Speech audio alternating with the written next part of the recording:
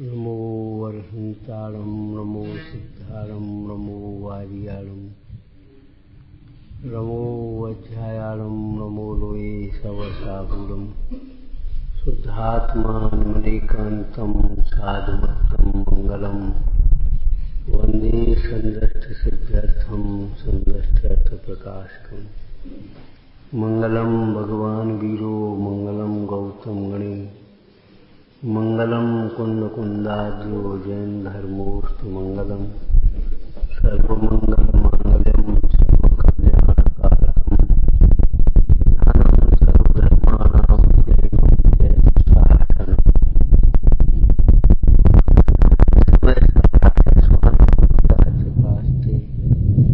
चित्स्वभावाय भावाय सर्वभावान्तरच्छिदे चित्स्वभावाय भावाय सर्वभावान्तरच्छिदे।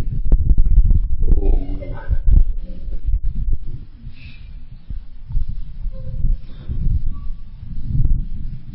आचार्य श्री कुंद देव विरचित समय सारजी परमागम आचार्य अमृतचंद्र कृत आत्मख्याति टीका और कर्ता कर्माधिकार।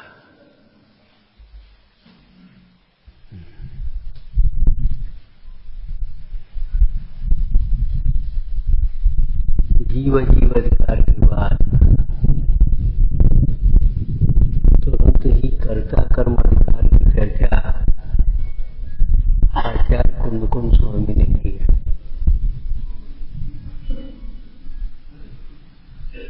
ये कर्ता कर्माधिकार कर्ता कर्म संबंधी अध्यवसानों के अभाव के लिए है। कर्ता कर्म संबंधी विपरीत बुद्धि, कर्ता कर्म संबंधी विपरीत विकल्प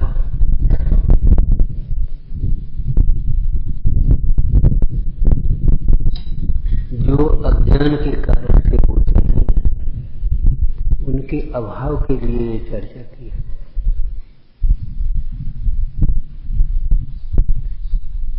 क्यों? जिस प्रकार पर द्रव्यों में एकत्व बुद्धि, ममत्व बुद्धि, स्वामित्व बुद्धि दुख का कारण है, उसी प्रकार पर द्रव्यों के संबंध में कर्ता बुद्धि भी दुख का। अपने को पररूप मानना और पर का कर्ता मानना दोनों ही दुख के कारण समझना चाहिए।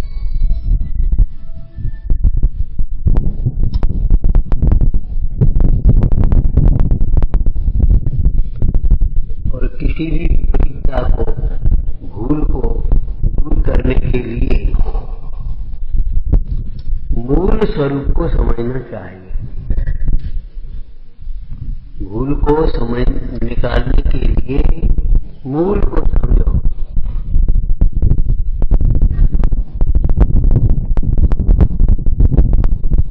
ओरिजिनल को भी मांगते हैं, कोई भूल रह गई हो तो निकालेंगे कैसे? ओरिजिनल का मूल बुद्धि, ऐसी मूल तत्व को समझना चाहिए। इसी प्रयोजन को लक्ष्य में लेकर पंडित जयचंद जी ने जो इस अधिकार का मंगलाचरण किया तो क्या कहा? कर्ता कर्म विभाव को भेद ज्ञानमय हो। कर्ता कर्म को भेद करने, कर्ता कर्म विभाव, तो मतलब कर्ता कर्म स्वभाव ही होता होगा कुछ। हाँ, प्रत्येक द्रव्य में अपना कार्य करने की शक्ति है, कर्तृत्व शक्ति है, परंतु अपना कार्य करने की है। 43 शक्तियों में आचार्य अमृतचंद स्वामी ने कर्तव्य शक्ति की भी चर्चा की है। आत्मा में कर्तव्य शक्ति है। विचार करो, यदि कर्तव्य शक्ति नहीं होती तो जीव का परिणमन करता कौन?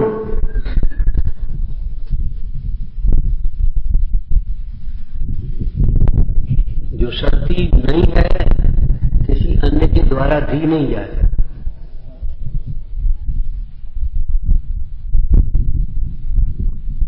पुद्गल में ज्ञान शक्ति नहीं है, पुद्गल को कौन समझा सकता है? वो अब चल गए डिब्बे, कंप्यूटर और क्या बोलते तुम्हारा है, हमें नाम भी नहीं आता, शुद्ध निकल जाएगा क्या फायदा। बोलिए, इसमें सब है, सब शास्त्र भरे, भजन भरे हैं, पूजा भरी है और सब दुनिया की खबरें भरी हैं, सब कुछ है। लेकिन एक आत्मा नहीं है, ज्ञान नहीं है। विचार करो, सब है क्या काम का? जैसे एक बड़ा सेठ बोला, हमारे पास खूब सब कुछ है आपकी कृपा से, बढ़िया प्रॉपर्टी है, बाल बच्चे हैं, सब अपने धंधे से लगे हैं, एक कलेक्टर है, एक मिनिस्टर है, एक फलाना है, एक फैक्ट्री चल रही है, गाड़ियां हैं, सब आपकी कृपा से। साहब ने कहा एक शांतता नहीं है। यदि घर में शांतता नहीं है, सुमति नहीं है, परस्पर में वात्सल्य नहीं है, जहां धर्म नहीं है वहां क्या है? एक दूसरे का दोष देख करके कसायों की ज्वाला में जल रहे हैं। हमारे गांव लाखों की प्रॉपर्टी, करोड़ों की प्रॉपर्टी, अरे होगा कैसे? क्या करोगे? करोगे क्या? बोले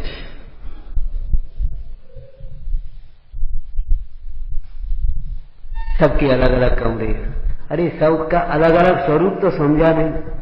एक जब अलग अलग है तो फिर दोष क्यों दिखाई देते एक दूसरे के? सोचो। वैभव जिसे आप कहते हैं,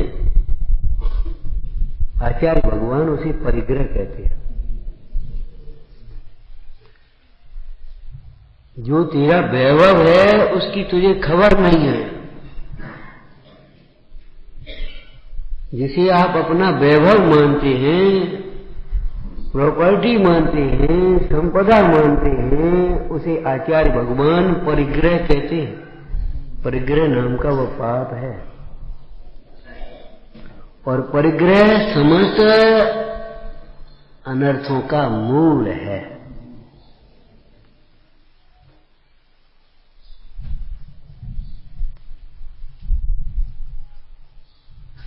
उत्तम पुरुष तो वे हैं, आत्मानुशासन में से बोलिए, उत्तम पुरुष तो वे हैं जिन्होंने इस परिग्रह को अंगीकार ही नहीं किया, राज्य आदि को अंगीकार ही नहीं किया, विवाह आदि किया ही नहीं। उत्तम पुरुष तो वे हैं जिन्होंने परिग्रह को अंगीकार ही नहीं किया।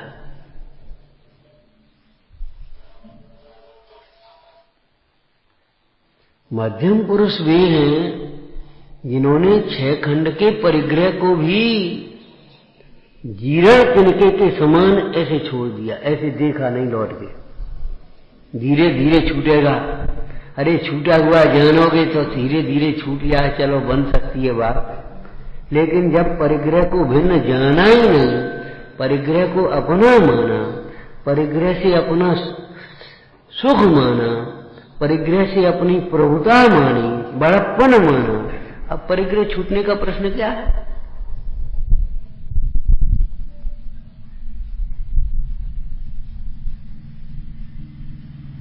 विचार करो। मध्यम पुरुष वे हैं जिन्होंने 6 खंड के वैभव को भी, परिग्रह को भी जीर्ण तिनके के समान छोड़ दिया। हजारों वर्षों की आयु कितने समय में तो जुटाया, और कितने समय में रहे उसमें, और इतना उतने मिनट नहीं लगे, सेकंड में ऐसे छोड़ा चले, लौट के नहीं देखा।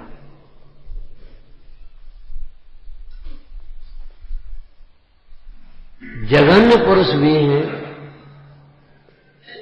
जिन्हें अभी मोह का उदय है, चारित्र मोह का, परिग्रह नहीं छूट पा रहा, तो अभी उस परिग्रह में रहते हुए भी परमाणु मात्र को अपना नहीं मानते, परिग्रह को कलंक समझते हैं। परिग्रह से अपनी प्रभुता और शोभा मानने की बात नहीं है, सुख की कल्पना की बात नहीं। निरंतर भावना भाते हैं ये परिग्रह कब छूटे। जिनका अनंतानुबंधी परिग्रह छूट गया है, भाव परिग्रह की अपेक्षा, द्रव्य परिग्रह की अपेक्षा बोलना, अन्याय अनूठी रूप परिग्रह छूट गया है। जो परिग्रह में रहते हैं, परंतु परिग्रह में ऐसे रह रहे हैं, घर में ऐसे रह रहे हैं जैसे जल में कमल।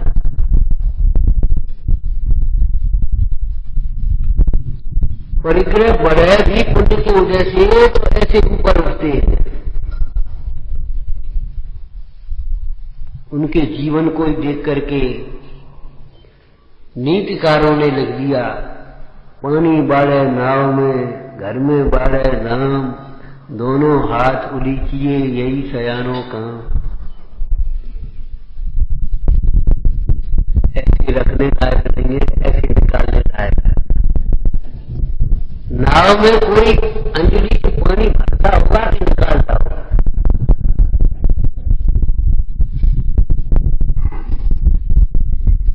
ये परिग्रह संचय करने लायक नहीं। अगर पुण्य उदय से आता है और नहीं छूट पाता है तो दान परोपकार में लगाने लायक। त्याग तो उत्तम वस्तु कहा, परिग्रह का त्याग करके आराधना में लगे धर्मात्मा, और परिग्रह का दान पुण्य में सदुपयोग करते हैं, परोपकार में। दान और परोपकार दो शब्द क्यों कहे?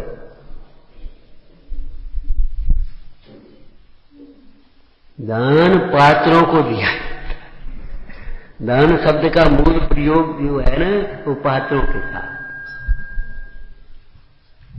दान चार प्रकार, चार संघ को, दान पात्रों को भक्ति पूर्वक यथा योग्य, और परोपकार सामान्य जीवों के लिए, दया जिसको कहते, उसको भी हालांकि करुणा दान कह देते हैं, लेकिन वो मुख्य रूप से करुणा भाव, परोपकार। पात्र दान में स्वोपकार प्रधान है। आपको मालूम है, धर्मात्मा जीव सत पात्रों को दान देते हुए उन पात्रों का उपकार मानते हैं, उनकी भक्ति करते हैं। इनके निमित्त से हमें ये परिग्रह को घटाने का, कसायों को घटाने का, विशुद्धि को बढ़ाने का, धर्म भावना भाने का, आराधना सीखने का अवसर मिलता है। आपको कहा था ये व्यवस्थाएं नहीं है, ये तो क्या 100-200 आदमियों का ये थोड़ा सा कार्यक्रम है। हमने तो पहले पंच कल्याणक देखे, सामूहिक भोजनों की व्यवस्थाएं नहीं, भोजनालय नहीं थे।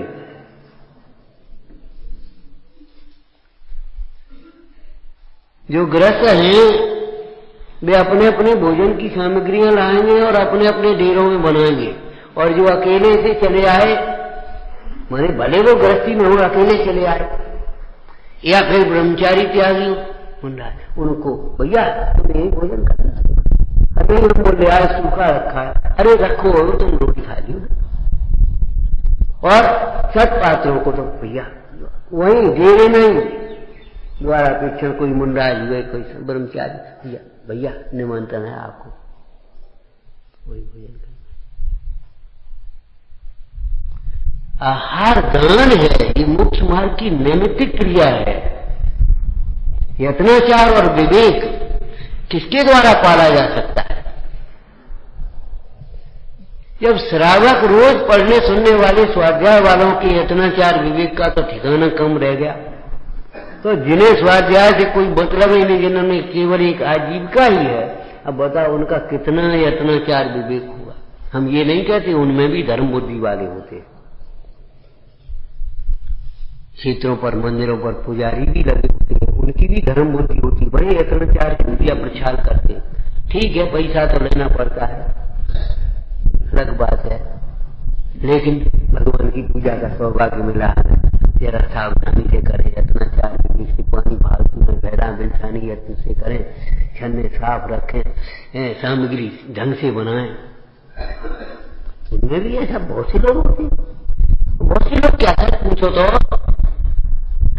इन्हें यथार्थ ज्ञान थोड़ा सा मिल गया है, यथार्थ उपदेश मिल गया है, उनको चाहे कहीं भी हो, जहां विवेक है वो यत्नाचार, धर्म बुद्धि विवेक यत्नाचार ये सब एक साथ रहते हैं। और धर्म बुद्धि नहीं है, मान बुद्धि आ गई तो तुम भी घर में कुछ नहीं कर पाओ।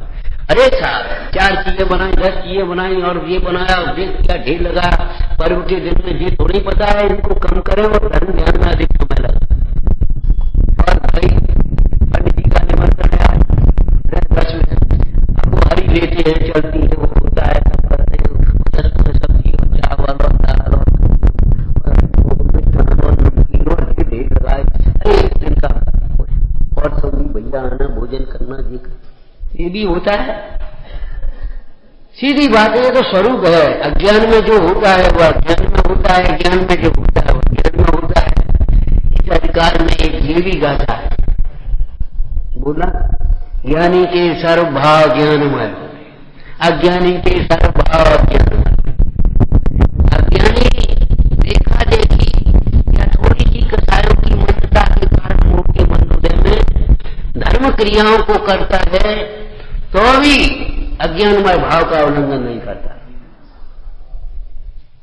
ज्ञानी घर गृहस्थी में रह रहा है, उस गृहस्थी संबंधी कार्यों को भी करेगा तो ज्ञान भाव का उल्लंघन नहीं करेगा। व्यापार करता है लेकिन समझता है कि हमारा व्यापार नहीं है, हमारा शुद्ध चेतना का व्यापार, ये कमाई हमारी कमाई नहीं है, ये वृद्धि हमारी वृद्धि नहीं है, ये नुकसान हमारा नुकसान नहीं है, परिणामों का नुकसान, परिणामों का लाभ।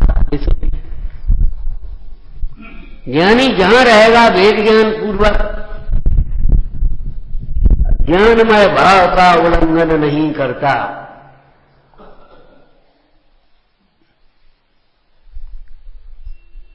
छोटा सा सुंदर सा अर्थ बताना, ज्ञानमय भाव का उल्लंघन नहीं करता। ज्ञानमय भाव का जल्दी मत बोला करो, नींद से पूछ रहे तो जल्दी बोल रहे। ज्ञानमय भाव का उल्लंघन नहीं करता। जैसे मान लो एक श्रावक है, वो आप देव दर्शन का नियम है, तो देव दर्शन का नियम का उल्लंघन नहीं करता। माने थोड़ी दूर भी मंदिर है, तकलीफ भी है, तो भी जा रहा है, नियम को पालता। ज्ञानमय भाव का उल्लंघन नहीं करता का अर्थ है वह निरंतर सदाकाल सर्वत्र अपने को ज्ञानमय अनुभवता है, ज्ञान के अतिरिक्त और भाव रूप अपने को नहीं मानता।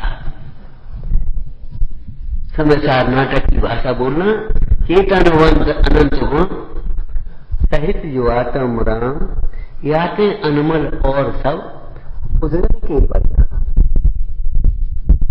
देखो ज्ञानमय भाव का उल्लंघन नहीं कर रहे, टोटल मंजी टीका लिख रहे, ग्रंथ लिख रहे, लिखना अधिक वचन अधिक क्रिया, राग और इंद्रिया, ये सब है पुद्गल के खेल, इनमें नहीं। क्यों क्यों? इस पर्याय विषयों को देखन जानन हारो सो, मैं हूं जीव द्रव्य गुण भू, एक अनाज अनंत हरि। विचार करो, आप कहीं भी जाओ, आप अपने को मनुष्य मानते हो क्या और कुछ मानते हो? मान लो जब सड़क पर जा रहे हो और एक गाय भैंसों का पशुओं का ढेर मतलब समूह चला जा रहा, बड़ी भी सैकड़ों की तादाद, और आप उसमें बीच में आ रहे, तो आप अपने को पशु मानने लगे?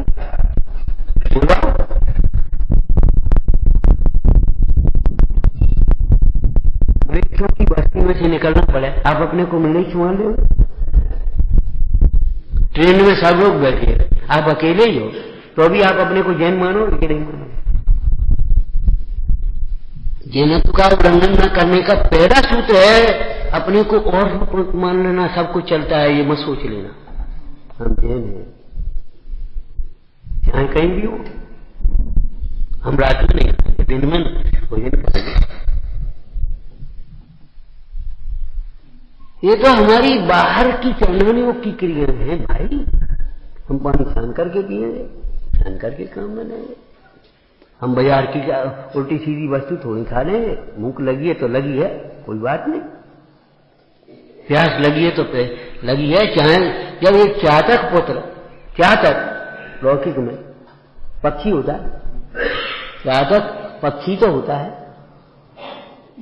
ऊपर का पानी पीता है, अब वो गड्ढे का पानी नहीं पिएगा। तो हम जैन होकर के भी चातक चाहे कहीं का पानी, चाहे कहीं का भोजन।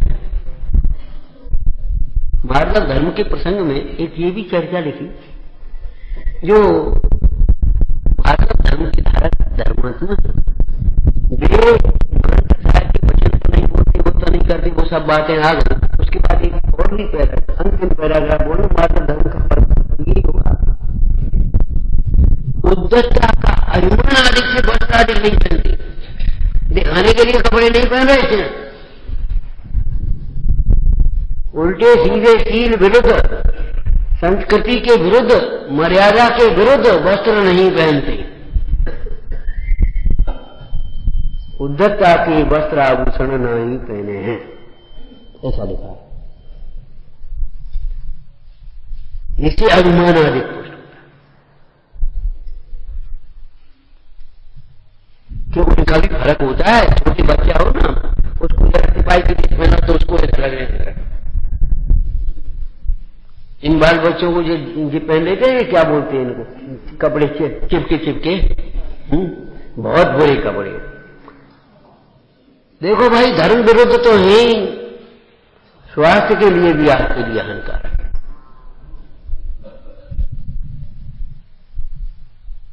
बहुत गंदे कपड़े हैं, चिपके चिपके कपड़े, जो चाहे लड़कियां पहने चाहे लड़के पहने, बहुत गंदे। घर से निकाल देना चाहिए। जैसे विदेशी कपड़ों की होली जलाई थी, ऐसे इन कपड़ों की सही पूछो तो होली जला देना चाहिए। अगर थोड़ा सा विवेक हो, अपने शील का गौरव हो, मर्यादा हो, अपने कुल परंपरा की परम थोड़ी सी स्वाभिमान भी हो जाए। हम तो ये कह रहे, उनको अलग से लगने लगता हम कछूत हैं।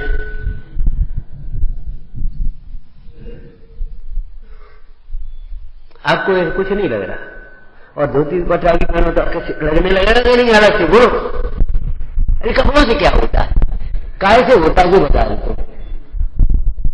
जब कपड़ों से कुछ नहीं होता तो हम कह रहे कैसे ही पहने।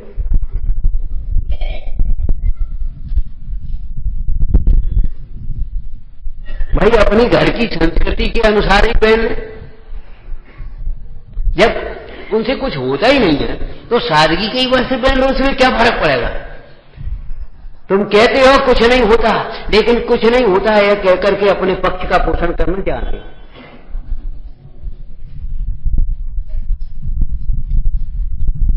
जब नहीं होता तो अपनी सादगी से पहनो, क्या फर्क पड़ता है? वो बाद बाकी जो बचे अपने दान पुण्य में लगा, परोपकार में लगा, कम कमाना पड़े।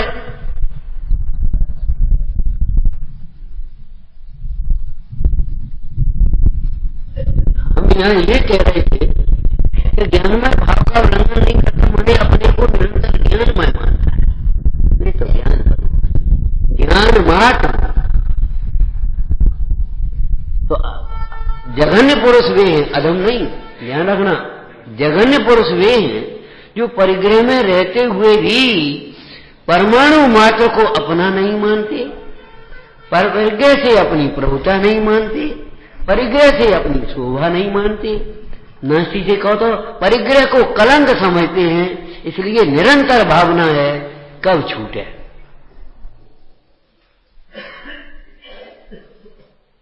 कब छूटे, कैसे हृदय रोता होगा तब ये शब्द लिखे होंगे, भाले न समता सब सुख कभी नर बिना मन मुद्रा धरे, धन नग्न पर तन नग्न ठाड़े सोरा सो पड़े। परिग्रह चिंता दुख ही मानो, कैसे लिखा होगा? जैसे लिखा है ऐसे पढ़ नहीं पाओगे हम।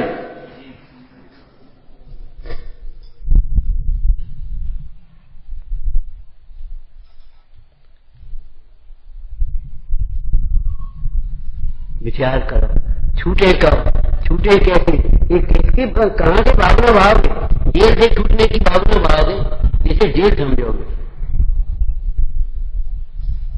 यहां कोई कष्ट होगा वहां से निकले कैसे, छूटे कैसे?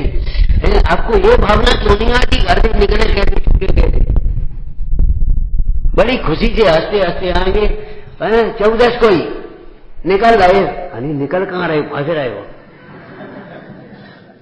निकल के तो मुश्किल से यहां आए थे, अब निकलने का मतलब तो यहां से लौट करके घर मत जाओ, द्रोणगिरी क्षेत्र से आराधना करो और आराधना करके अपने परम पद को पाओ। निकले कैसे, काय से निकलना है तुम्हें? परिग्रह से निकलने की भावना नहीं भाता। पर्व के माध्यम से अगर 2 14 हो जाए, 2 अष्टमी हो जाए, 2 दिन 1 दिन बढ़ जाए तो साहब कब पूरे होने, जैसे आफत लग रही और तो 2 मान ले, क्या परेशानी हो रही, खुशी नहीं मनाते। आज चलो 1 दिन इस बहाने से और मिल गया।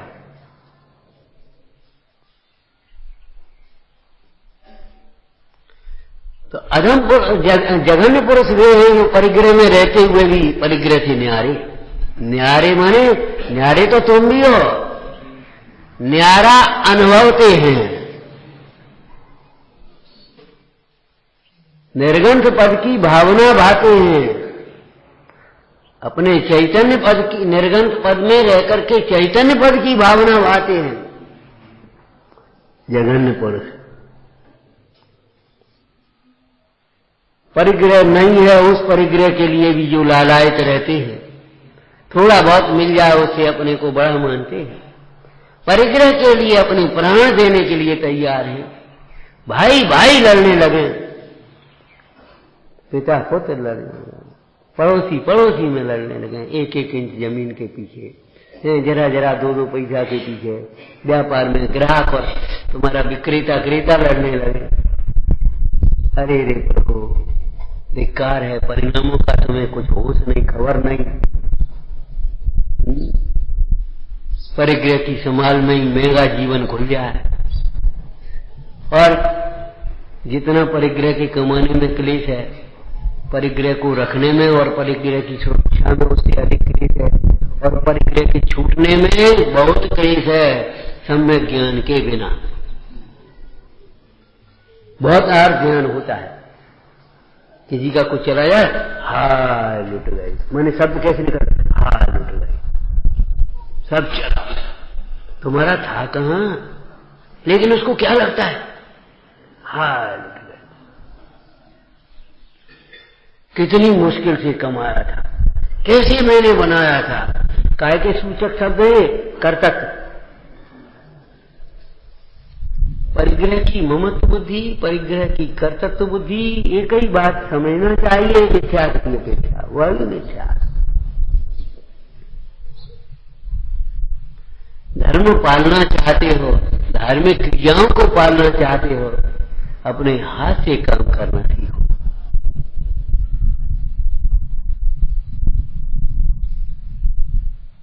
तब आपकी शुद्धता क्रिया पाल पाओगे, नहीं तो बहुत मुश्किल है। जिन्हें विवेक नहीं है उनके भरोसे छोड़ोगे तो क्या होगा, जो होता है सो ही होगा। तुम्हारे सामने देख देख करके कहने लगेंगे, जैसे कभी कभी आप लोग कहने लगते हो, अगर पंडित जी निकल गए, बच्चे से कहें पाठशाला जाकर पाठशाला जाकर, और पंडित जी निकल गए तो बस खत्म होगी बात। अब रहने आज होमवर्क पूरा कर ले, परीक्षा आ गई, अब फिर जाना, सामने की बातें कुछ और है, पीछे की कुछ और है, ऐसे ही वहां की कथा होती। ये व्यवस्था नहीं है, ये आहार दान है, औषधि दान है, अभय दान है, ज्ञान दान है। मोक्ष मार्ग की नैमित्तिक क्रियाएं हैं ये। इनके माध्यम से मोक्ष मार्ग साधना सीखो, और बिना भेद ज्ञान के मोक्ष मार्ग सदेगा नहीं। इसलिए इन क्रियाओं के काल में भी भेद ज्ञान करना है। इसलिए वो वाक्य हमेशा याद रखना, क्या? सारे कार्य समय पर, चाहे जब चाहे जो नहीं, सारे कार्य समय पर, लेकिन भेद ज्ञान हर समय।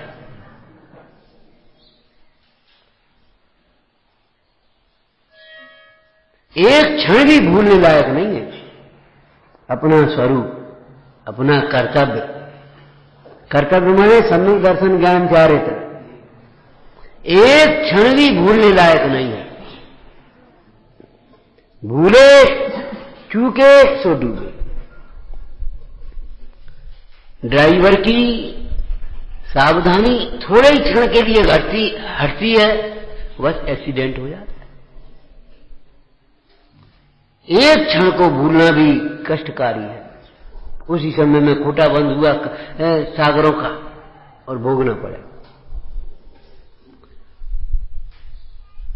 तो कर्ता कर्म संबंधी भूल मिटाने का मुख्य प्रयोजन है इस अधिकार का। क्योंकि कर्ता कर्म संबंधी अगर भूल मिट गई तो फिर कर्ता कर्म के विकल्प जो छोड़े थे रह गए, वे तो फिर मिटने में देर नहीं लगेगी। मूल में तो भूल की बात है, कर्तृत्व संबंधी भूल, कर्ता कर्म विभाव, कर्ता कर्म संबंधी विपरीत भाव।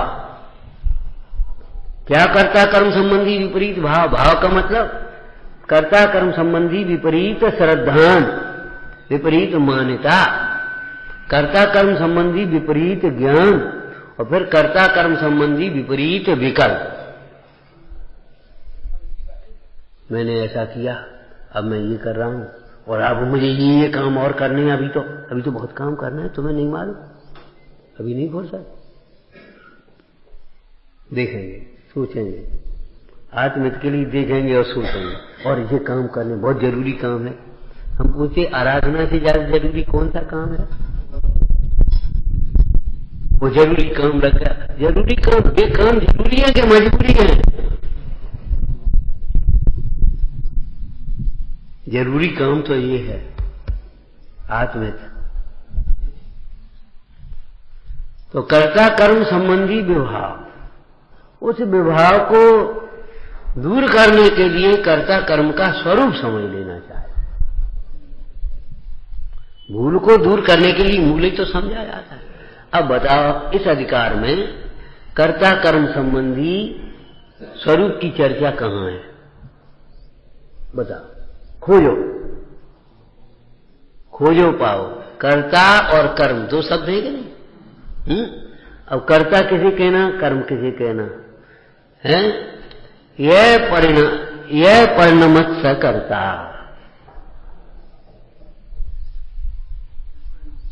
यह परिणमत स कर्ता। छंद ज्ञान में आ गया कलश 51 नंबर का। यह परिणमत स कर्ता, यह परिणामो भवेत तत्कर्म।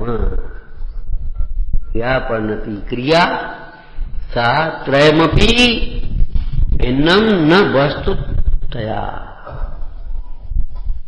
कर्ता कैसे कैसे कर्ता किसे कहते हैं? बोलो। यह परिणमत स कर्ता, जो परिणाम रूप परिणमित होता है, परिणाम को करता। शब्द तो वही आया, अब यहां अंतर इतना आएगा, करता, वो करता, आगे इतना अंतर आएगा। जो करता है, जो परिणमता है, तो करता। ठीक है, ध्यान रखना, स्वरूप की चर्चा चल रही है।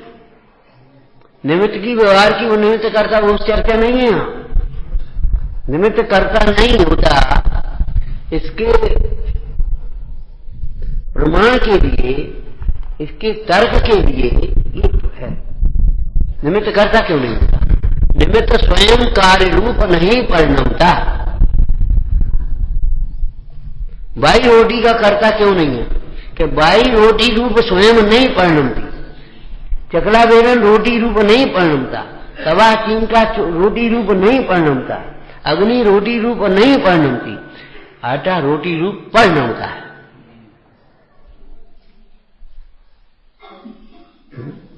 कुंभकार घड़ा बनाने के अहंकार से भरे होने पर भी, ऐसे शब्द लिखे, अहंकार से भरा होने पर भी मैं बनाता हूं, मेरा जैसा घड़ा कोई नहीं बना सकता।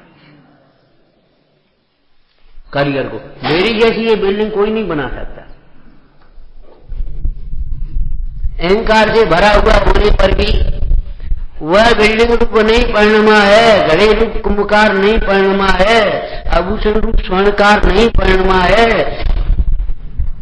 भाषण देने वाला वक्ता सब भाषण शब्द रूप नहीं परिणमा है। आप पैसा कमाने वाले पैसा रूप नहीं परिणमे हो।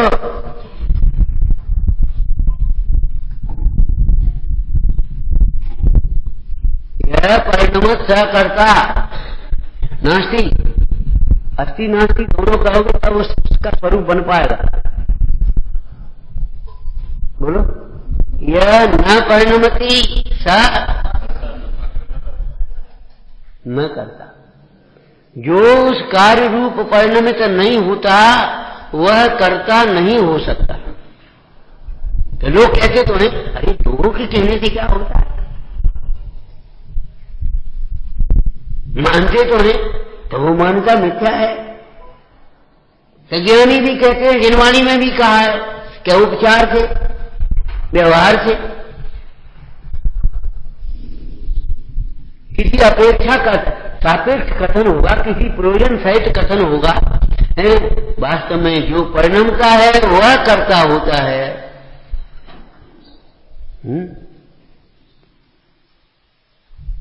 ठीक है।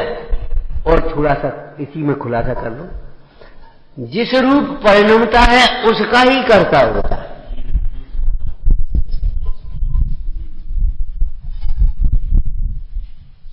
जिस रूप परिणमता है उसका कर्ता होता है।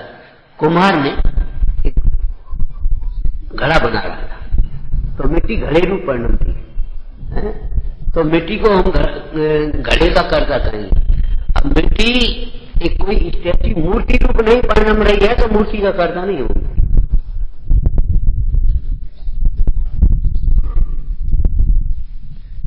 जो जिस रूप परिणमेगा उसी का कर्ता होगा, और जिस रूप जो परिणमेगा वही कर्ता होगा। जिस रूप जो नहीं परिणमेगा वह उसका कर्ता क्या मानता है। यही तो भूल है, यही तो कर्ता कर्म संबंधी विभाव है। अब देखो, अब मुझे तो इस बात की खबर नहीं थी, मैं किसी रूप नहीं परिणमा और सबका कर्ता मान रहा हूं।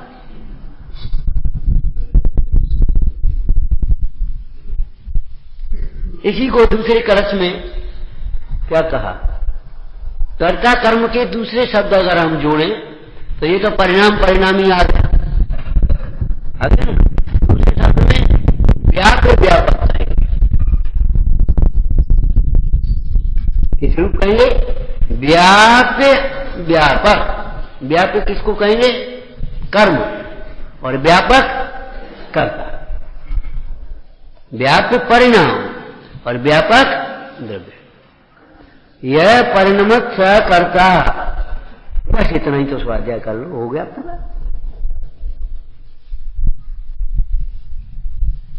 ये सारभूत बात है, ग्रहण करने लायक है, समझने लायक बात यह है, यह परिणमत सकर्ता।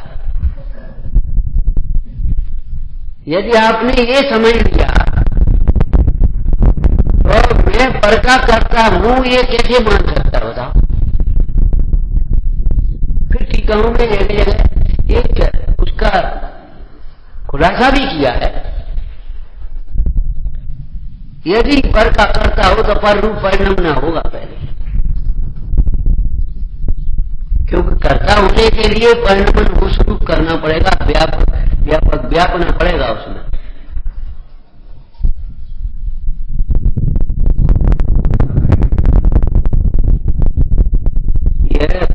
यह परिणाम भवेत् सत्कर्म। और जिस रूप परिणाम का है उस परिणाम को कर्म कहते हैं। ध्यान रखना, कर्म वो अलग है, ज्ञानावरणादि कर्म, उस कर्म की परिभाषा अलग है। बोलो, उस कर्म की क्या परिभाषा? संसार परिभ्रमण के कारण को कर्म कहते हैं। संसार दुखों से छुड़ाकर उत्तम सुख में धारण कराने वाला परिणाम धर्म है। वह कर्म या धर्म, इसीलिए पुण्य पाप कर्म है, वीतराग का वो अलग है। वहां कर्म का अर्थ परिणाम, वो हर परिणाम को वहां वो कर्म नहीं कहेंगे। वहां तो ज्ञानावरणादिक द्रव्य कर्म, मोह रागादिक भाव कर्म, शरीरादिक नो कर्म, संसार परिभ्रमण का कारण कर्म, उसकी चर्चा अलग है, करना नहीं हो। यहां कर्म किसको कहेंगे?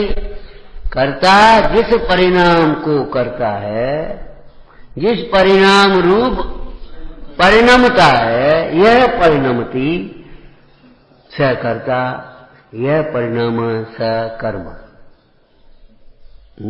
कर्ता कर्म।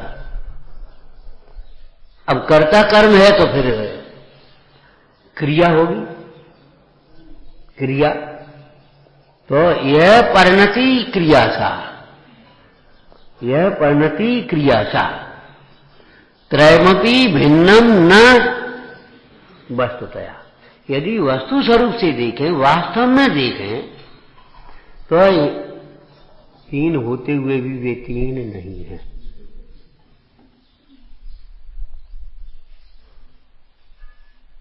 तीन होते हुए भी तीन नहीं है। मिट्टी की क्रिया मिट्टी रूपी तो है, घड़ा मिट्टी रूपी तो है, घड़ा है तो मिट्टी। पहले एक दृष्टांत दिया था, याद है कुछ? एक घड़ा बेचने वाला अपनी दुकान लगाए, पूछा भैया घड़ा कि ये तो 5,000 रुपए का है। कोई 5,000 का सोने को है, का पीतल का है? अरे मिट्टी का ही तो घड़ा है, 50 रुपए का। और क्या होगा? मिट्टी का है मतलब उसका मूल्य क्या है? जितनी मेहनत है उतनी मूल्य है, बागवानी का मूल्य है। मिट्टी का माटी मूल। तो विचार ना, माने घड़ा रूप आकार है, उस आकार रूप में भी मिट्टी ही तो है। वह मिट्टी का आकार है अथवा वह आकार ही मिट्टी है? वह मिट्टी का आकार या आकार मिट्टी?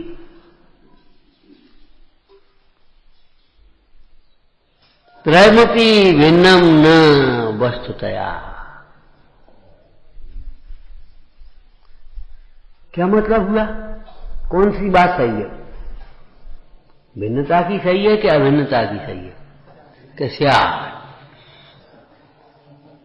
कथनचित भेद होते, सर्वथा भेद नहीं, कथनचित भेद। जब मिट्टी है तो एक मिट्टी के ढेलों को ही घड़ा मान लो तुम। क्या मिट्टी से बना हुआ घड़ा, मिट्टी से ही तो बनता है ना? तो जब मिट्टी से ही घड़ा बनता है तो उस मिट्टी के ढेले को ही घड़ा मान लो, उसे अपने घड़े का काम साधो। वह घड़े का प्रयोजन नहीं साधता। चाहे किसी आकार रूप परिणमित मिट्टी को घड़ा नहीं कहेंगे, चाहे किसी परिणाम रूप परिणमित जीव को परिणाम की अपेक्षा, कार्य की अपेक्षा परमात्मा नहीं कहेंगे।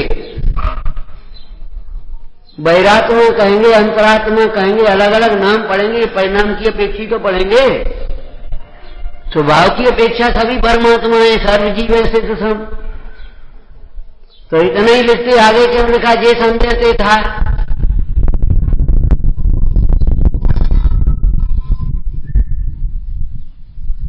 मैं वह हूं जो है भगवान, तो फिर आगे क्यों लिखा? अंतरी ऊपरी ज्ञान स्याद्वाद अनंत धर्मात्मक वस्तु है। सुख शक्ति है, लेकिन उस सुख शक्ति का वेदन थोड़ा ही होना है। प्रकट पर्याय में जब निराकुलता हो, सुख हो, उसका तो वेदन करेगी।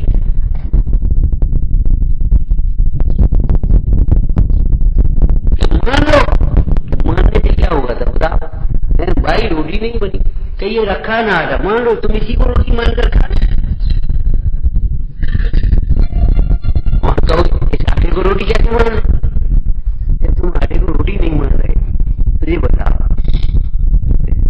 विचार करो। उस मिट्टी के ढेरे को घड़ा नहीं मान रहे तो एक अज्ञान दशा रूप परिणमित थी,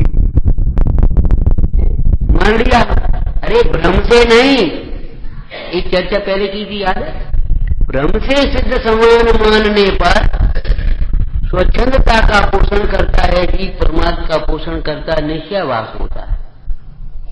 और समझकर सिद्ध स्वभाव, समझकर सिद्ध स्वरूप अनुभवने पर, मानने पर मोक्ष मार्गी होता है। भ्रम से सिद्ध समान मान ले तो संसार बढ़ेगा, और समझकर सिद्ध समान अनुभव करे, सिद्ध स्वरूप अनुभव करे तो के मोक्ष मार्ग होगा, अल्पकाल में सिद्ध हो जाएगा। भाग निर्वाण भाजनम।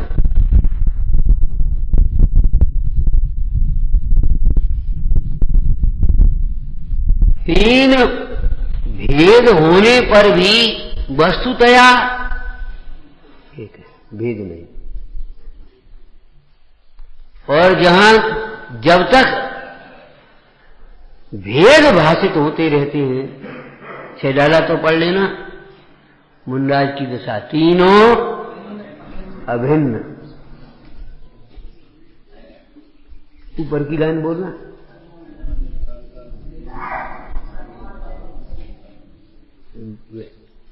शांत। हमें आपको आता है ठीक है, आप रसपान करो। वैद्य ने कहा भैया अजवाइन का चूर्ण लेना, बोला हमारे घर पर रखी है, तो पीस करके लेना।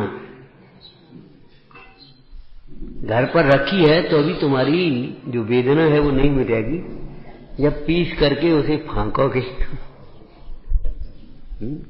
आता है खूब रसपान करो, जिनवानी का रसपान करने की चीज है। और रसपान कैसे किया जाता है? लड्डू कैसे खाया जाता है आपको बताया था? रसपान कैसे किया जाता है? मुंह खोले बिना तो लड्डू जाएगा नहीं, और मुंह बंद करे बिना।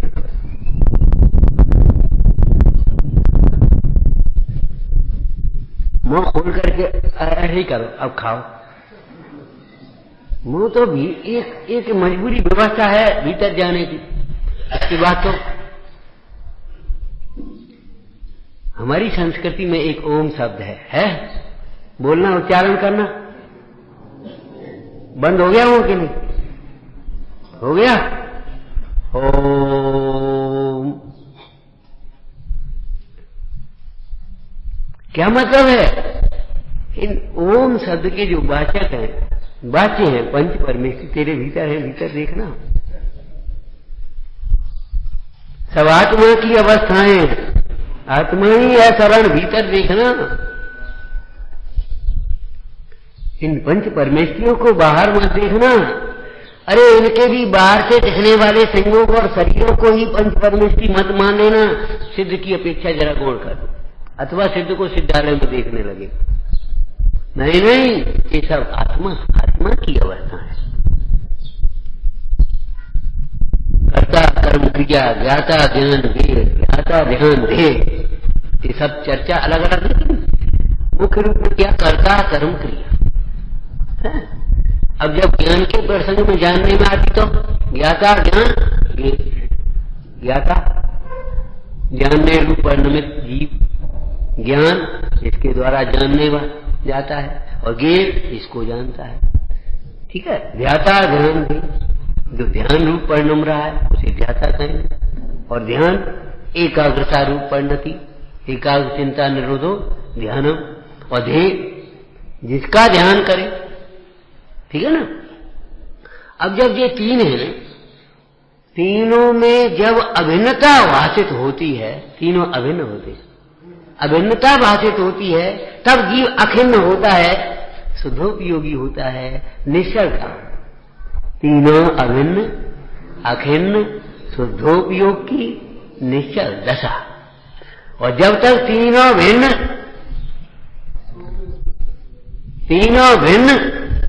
तब तक शुभ अशुभ उपयोग जहां भी होगा।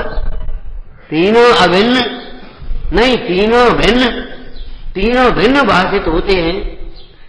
मैं ध्याता और समयसार जी का ही कोई दृष्टांत बताना।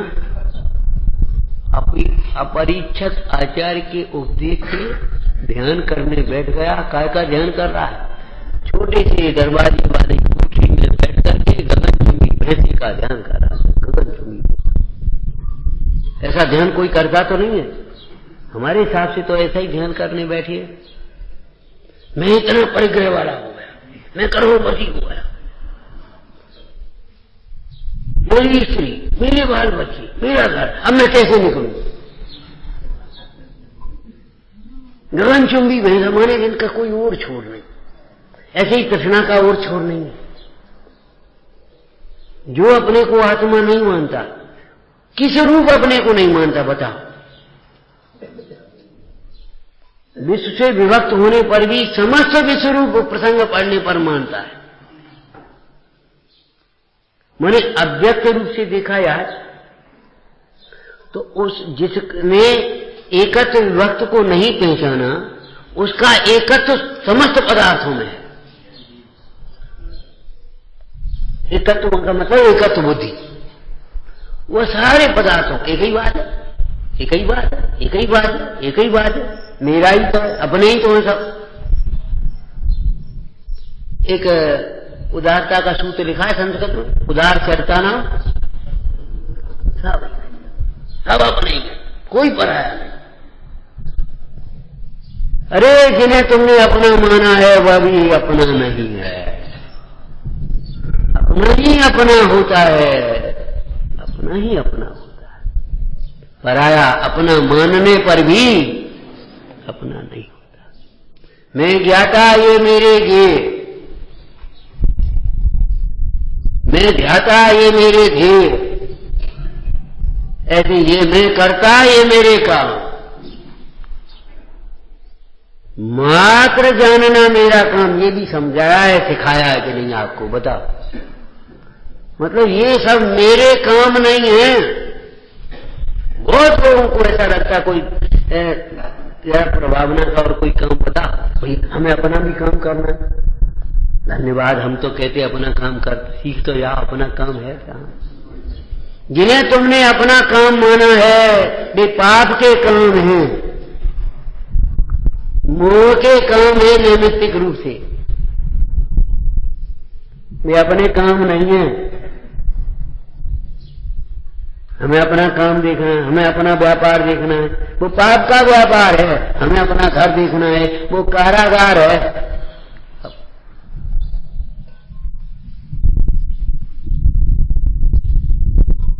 अभी समाज तंत्र में सुन रहे थे,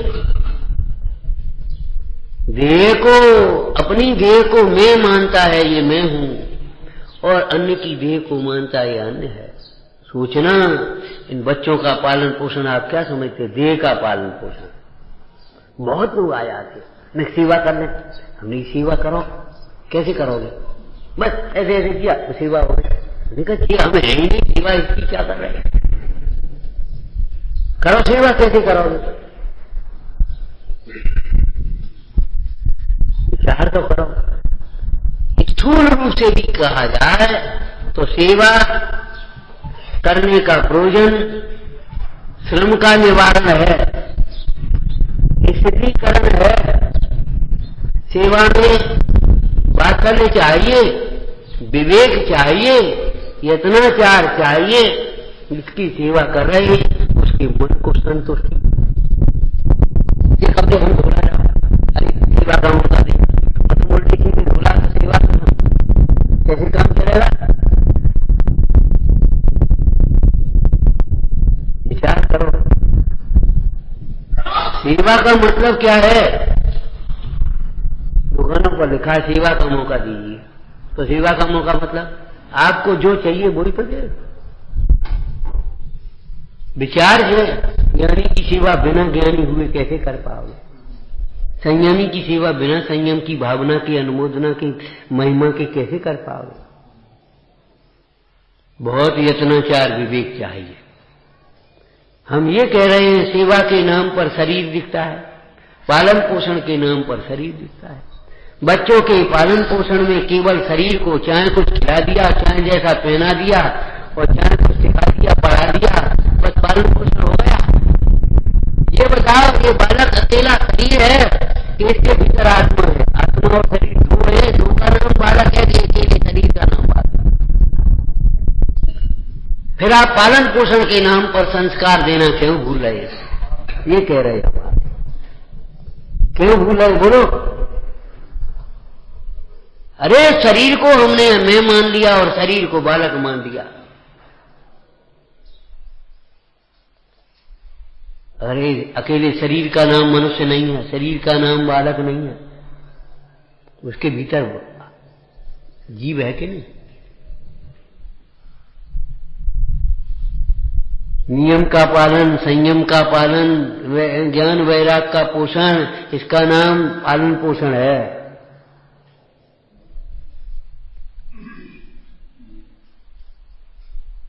नियम का पालन आपको मालूम है हमारी घर की संस्कृति में, घर की संस्कृति सुना ना, 45 दिन के बच्चे को जब व्रताचरण संस्कार किया हुई, माने बच्चे के जन्म से 45 दिन वो माँ मंदिर नहीं आई ना, उसके बाद जब मंदिर दर्शन, माँ बेटी दोनों दर्शन करने आए बच्चा, उस समय व्रताचरण कह देते उसको। व्रताचरण मतलब इसका क्या है कि इस काल में, इस समय में जो हमारे व्रताचरण छूट गए थे, उन व्रताचरणों को मैं पुनः अंगीकार करती हूँ। समझ में आया? अब बच्चे को भी मूल गुणों का धारण हो गया उस दिन से, बच्चे को भी मूल गुणों का धारण हो गया। अब बच्चा को समझता नहीं तो फिर क्या मतलब हुआ? बच्चे को मूल गुणों का पालन मां कराएगी। बच्चे को मिथ्यात्व का त्याग है, अब उस मिथ्यात्व के त्याग का पालन मां कराएगी। क्या मतलब है? उसके जीवन के लिए, स्वास्थ्य के लिए नाना प्रकार की मनौतियां नहीं मनाए, नाना प्रकार की मनौतियां, समझ गए हो गया आप? जा ये होगा सुबह पूजा, जा ये होगा उपाय रखा, जा ये ताबीज बांध दे, जा फलानो कर दे, जा वो कर दे, जा वो कर दे। अरे ये क्या है क्या मामला? अब पालन कौन कराएगा? बोला मैं ही तो कराएगी।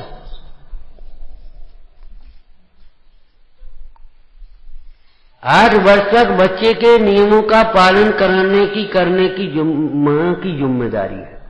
8 वर्ष के बाद बच्चा समझदार हो गया, पुनः 8 वर्ष के बालकों के लिए हमारे नियम की फिर धारण करने की प्रक्रिया चलती है।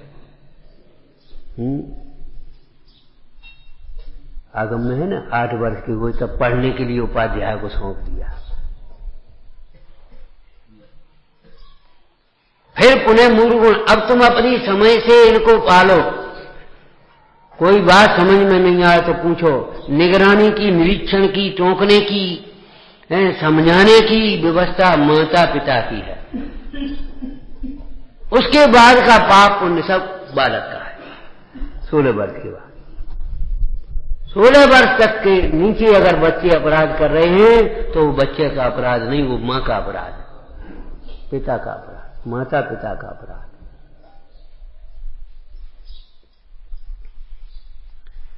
शरीर को आत्मा मानने के कारण से, सर्वथा आत्मा मान लेने के कारण से ये भूलें होती हैं कि हम शरीर के पोषण का ध्यान रखते हैं। बच्चा कमजोर हो गया, बच्चा बीमार हो गया, बच्चा ऐसा हो गया, इसको नींद नहीं आ रही, इसको भूख नहीं लग रही, लेकिन ये चिंता नहीं है बच्चा मंदिर नहीं जा रहा, पाठशाला नहीं जा रहा, बच्चा चाहे कुसंग में तो नहीं पड़ गया, खोटी संस्कार तो कोई नहीं आ रहे, ये नहीं।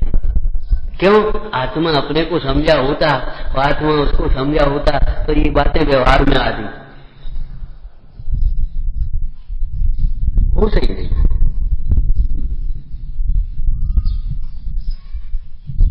दूध पिलाना शरीर के लिए है और ये अमृत पिलाना उस बच्चे की आत्मा के लिए है। सो दोषी वो दोषी ज्ञानोषी संसार माया पर्वत आचार्य कुंद देव इनका परिचय सुनाओ। अमिको खल शुद्धो निर्ममोड़ान दंसन समग्गो।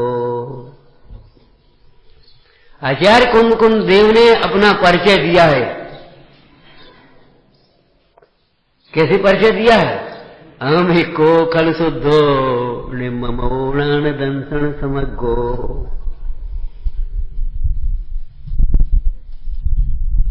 आचार्य भगवान ने परिचय दिया है मैं एक ज्ञायक भाव। ये है परिचय। ध्यान रखना, चेतन चित परिचय बिना जब तक सवै निरत। कणविन तुझको कूटता कछु ना आवे हट। धान कूटेगा तो चावल मिलेंगे और दूसरा उसे देख करके धान कूटते समय कभी देखा है? अब तो मशीनें आ गई, पहले ओखली में कूटते थे। तो कूटते समय में कभी कुछ ध्यान किया? बोलो, छिलके ऊपर आ जाते, चावल नीचे रहते, यही तो होता है। ऊपर ऊपर क्या है भाई, क्या कर रही? कि कुछ नहीं, चावल को निकाल रही। तो उसने भी देखा, नहीं जी बढ़िया कहाँ है, तो उसने भी अपनी ओखली में धान के छिलका रखे थे, सो डाल दिया। माँ थी नहीं, बच्ची थी, उसने कहा जी बढ़िया है। मौसी के यहाँ हम देख के आए तो हम अपने करने लाओ, चावल निकालने। माँ को भी बताएंगे, देखो माँ आएगी तो शाबाशी देगी। तो डाल करके छिलके उसे, अब छिलके भी चूड़ा हो जाएगा, लेकिन चावल कहां से निकलेगा? एक आध घंटे हो गया, उसने ऐसे देखा क्या बराबर एक भी नहीं। कहा मौसी क्यों चावल? मेरे चावल क्या कूट रही थी? कि छिलके। कणविन तुझको कूटता कछु ना आवे। ये छिलके के समान है शरीर, तुष्मास भिन्नम। शरीर के छिलके के समान है। पंडित बनारसी दास जी ने तो सीधा शब्द ही लिख दिया, जिनकी सुदृष्टि में शरीर ऐसो मानियत, धान को सो छीलक, कृपान कैसो म्यान है। शरीर कैसा है? धान के छिलके के समान अथवा तलवार के म्यान के समान। बाबा जी कभी कभी हंसी की ग्रामीण भाषा में बोलते, देखो डिब्बा अलग है, बाबूजी अलग है। माने ये डिब्बा है, ये खिड़कियां हैं, इंद्रियां, इनके भीतर देखने वाला अलग है। अगर वो निकल जाएगा तो आंख नहीं देखेगी, कान नहीं सुनेंगे, नाक नहीं सूंघेगी, जिह्वा स्वाद नहीं लेगी। ये जानने वाला कोई अलग है, और जो जानने वाला है चेता कैसे होता। मैं ये परिचय दिया है, ये परिचय समझो, बस इतना ही परिचय। ये परिचय तुम्हारा झूठा है, मोक्ष मार्ग में काम का नहीं है। जैसे डॉक्टर के पास पहुंचा, खांसी वांसी जा रही थी, बोले साहब फोटो निकलवाओ। तो कैमरे वाले पर पहुंचे, फोटो बोले देखो, बोले ये फोटो काम नहीं आएगा, भीतर का फोटो चाहिए, एक्सरे चाहिए, भीतर का फोटो इलाज के लिए है। विवाह शादी में बाहर के परिचय में जो बाहर का फोटो चलेगा, तुम्हारा इलाज करना हो तो भीतर का फोटो चाहिए। मोक्ष मार्ग के लिए भीतर का परिचय चाहिए। हमारा नाम ये है, हमारे पिताजी ये है, हमारा गांव ये है, हमारी माता जी है, हमारी उम्र ये है, हमारी एजुकेशन इतनी है, हमारी प्रॉपर्टी। अरे ये परिचय झूठे हैं साहब। जैसे ये बातें झूठी हैं, ऐसे ही मैं करता हूं और ये मेरे सब कार्य, ये बातें झूठी हैं, अभूतार्थ है। पेशाब ये व्यवहार में तो ये भी व्यवहार है, घबराना नहीं। व्यवहारो कत्ता उग्गल कम्मा दीनम है। व्यवहार न है, कर्म नो कर्म का कर्ता कहेगा। लेकिन यहां पर हमने कर्ता कर्म की जो स्थापना की है, क्या स्थापना की है? यह परिणमत सा कर्ता, यह परिणाम भवित तत्कर्म, जो परिणमता है वह करता, तो जी तो परिणमते नहीं, इससे तो ये अकर्ता सिद्ध हो गए कि हाँ यही तो हम समझाना चाहते, यही तो हमें इष्ट है। इस तरह का कोई दृष्टांत याद है शैली? एक प्रश्न आया, तो कर्म के उदय में जीव को विकारी परिणाम होते हैं, ठीक है ना? कर्म के उदय, औदैहिक भाव ही तो है, तो कर्म के उदय में और इन औदैहिक भावों में, विकारी परिणामों में, मोहादिक भावों में कौन सा अभाव है? चार अभाव होते हैं ना, प्रागभाव, प्रथम, कौन सा भाव है? आप कहोगे अत्यंत भाव। आचार्य महाराज कहते हैं अन्योन्य भाव। आचार्य महाराज ने कहा अन्योन्य भाव है, तो शिष्य ने कहा महाराज अन्योन्य भाव तो एक पुद्गल की वर्तमान पर्याय में, दूसरे पुद्गल की वर्तमान पर्याय में होता है, तो इससे तो ये औदैहिक भाव पुद्गल की सिद्ध हो गए कि हाँ यही तो हम सिद्ध करना चाह रहे हैं, यही तो हमें इष्ट है, यही तो समझाना चाहते हैं, ये पुद्गल के भाव हैं, तो तुम मेरे भाव कौन से जी तुम ढूंढो। ज्ञानादिक भाव मेरे भाव हैं, और ये रागादिक भाव, इनको चिद विकार भी कहेंगे, जो स्वच्छंद पुद्गल के भाव मान करके स्वच्छंद होता है, पुद्गल के हैं, इसमें हमें क्या है, हमें तो कोई, तो इनके फल में जो तुम्हें दुर्गति होगी, दंड होगा, वह भी पुद्गल में होगा। अगर वह तुम्हें इष्ट नहीं है तो ये पुद्गल के कहकर के स्वच्छंद होना भी तुम्हें इष्ट नहीं है। जो उनको पुद्गल के कहकर के स्वच्छंद होता है, उनको अशुद्ध निश्चय न थे, क्या जीव के विकारी भाव का, विभाव भाव का, और जो विभाव भाव कहते हुए भी है तो मेरे, है तो मेरे, है तो मेरे, कहकर के वो छोड़ना नहीं चाहता, जो उन रागादिक भावों के पोषण में सुख मानता है, उसको निमित्तिक रूप से पुद्गल के भाव कहकर के, ज्ञानादिक भाव जैसे तेरे हैं ऐसे पुद्गल के, ये क्रोधादिक भाव तेरे नहीं है। यहां से कर्ता कर्माधिकार प्रारंभ हुआ है।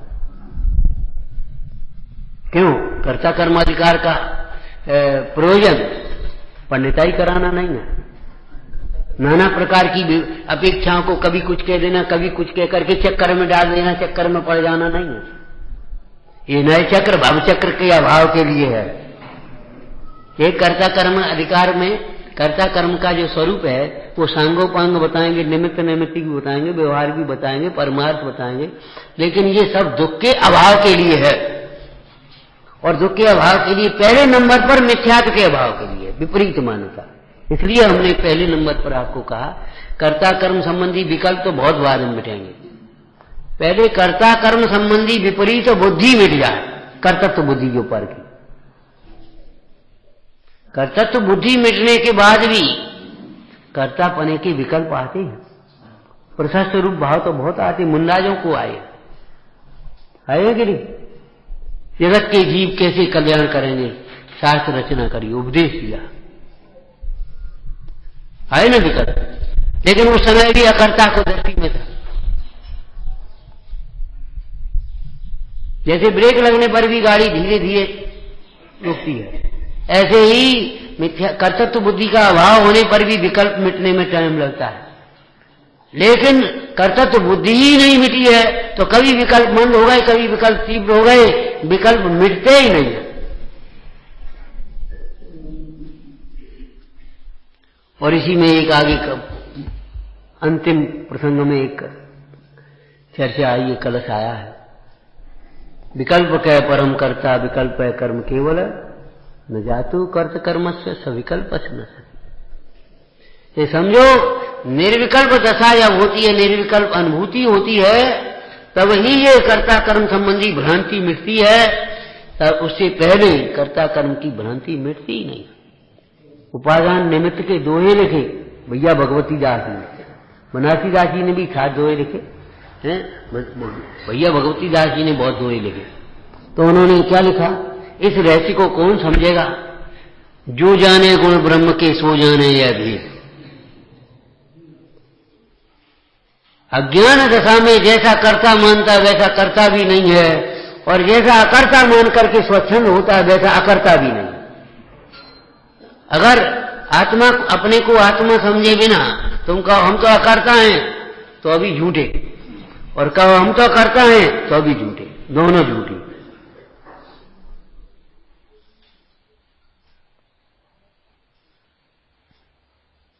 कर्ता कर्म के मूल स्वरूप को पहले पहचानना चाहिए, हैं? ये अपने 51, 52, 53, 54 4 कलशों को आप स्वाध्याय में लेना और विचारना। नंदी शोध स्वरूपी अविनाशी